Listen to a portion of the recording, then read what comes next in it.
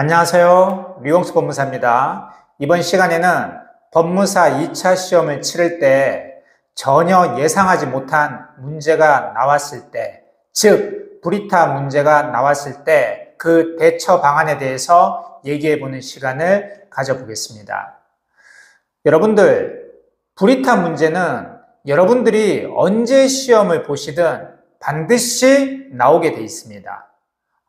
왜 나는 올해 재수 없이 이런 문제가 나왔을까가 아니라 매년 나와요.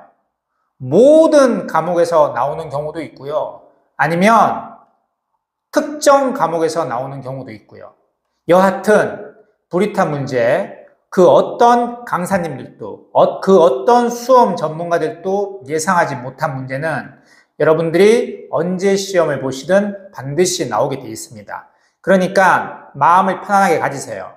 시험지를 받기 전에 내가 전혀 공부하지 않았던 부분에서 출제가 분명히 한두 문제는 된다라고 생각을 하시고 시험지를 받으셔야지 난 공부 완벽하게 했어. 어떤 문제가 나와도 난 답을 달 수 있어. 이런 생각을 가지셨다가 막상 전혀 예상하지 못한 문제가 나오면 당황해가지고 아는 문제도 제대로 못 쓸 수도 있습니다. 그러니까 무조건 나온다 이렇게 생각을 하십시오. 그럼 무조건 나왔을 때 그럼 어떻게 대처해야 되느냐? 내가 예상하지 못한 문제고 듣도 보지도 못한 문제니까 그냥 백지로 낸다? 그러면 절대 안 됩니다. 뭐라도 쓰셔야 됩니다. 그래야지 점수가 나와요. 여기서 뭐라도 쓴다는 얘기는 애국가라든지 이런 걸 쓰라는 얘기가 아니라 조문이라도 쓰셔야 돼요. 여러분들 어떤 문제가 나오면 그 문구가 처음 본 거예요. 그 주제에 대해서, 쟁점에 대해서. 그런데 그럴 때는 어떻게 해야 되냐면 여러분들 법전에 예를 들어서 민사소송법은 민사소송법, 민사집행법은 2차 과목이 아니죠. 부동산 등기법이면 부동산 등기법, 민법이면 민법. 그 법전에 시작되는 부분을 가시면 목차가 있어요. 그 목차에 그 주제를 찾아보시면 됩니다. 그 단어가 있으면 그 해당 페이지에 법전을 뒤져가지고 그 조문이라도 쓰셔야 돼요. 그러면 점수가 나옵니다. 제가 다른 합격 영상에서도 말씀드렸는데 저 같은 경우도 정말 예상하지 못한 문제가 나와서 과락이구나, 떨어졌구나 라고 생각했었거든요.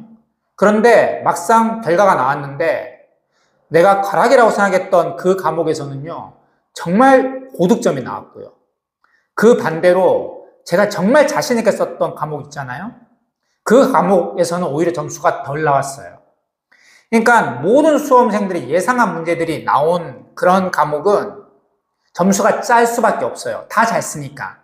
그런데 대부분 수험생들이 예상하지 못한 문제가 나오는 과목은 다 못 씁니다. 다 못 쓰기 때문에 그렇다고 다 떨어뜨려요? 다 가락을 줘요?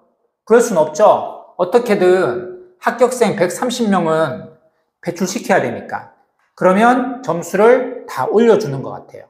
그러니까 제가 정말 저 같은 경우 그 아까 말씀드렸던 그 과목에서 예상하지 못한 문제가 나왔을 때 과락이라 생각했다니까요.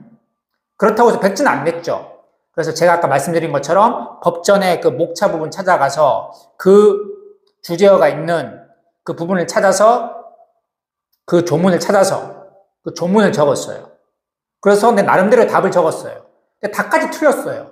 그럼에도 불구하고 고득점이 나왔습니다. 그걸 봤을 때 내가 잘 못 보면 남들도 다 못 본다. 나만 지금 이 문제에 대해서 당황한 게 아니다. 다른 수험생들도 마찬가지다. 이렇게 생각하시고 어차피 이 문제는 다른 수험생도 못 쓸 거니까 어떻게든 침착하게 조문만 찾아서 한번 적어보자. 이렇게 마음 먹으시면 됩니다. 그러면 나중에 결과가 나오면 여러분들도 깜짝 놀라실 겁니다. 아니, 내가 제대로 대응도 못했고 기껏 해봤자 조문만 찾았는데 어떻게 점수가 이렇게 많이 나왔지? 아마 이런 생각이 드실 겁니다. 오늘은 법무사 2차 시험을 볼 때 반드시 나올 수밖에 없는 불이타 문제에 대한 대처 방안에 대해서 간단하게 해명해보는 시간을 가졌습니다. 류홍석 법무사였습니다. 감사합니다.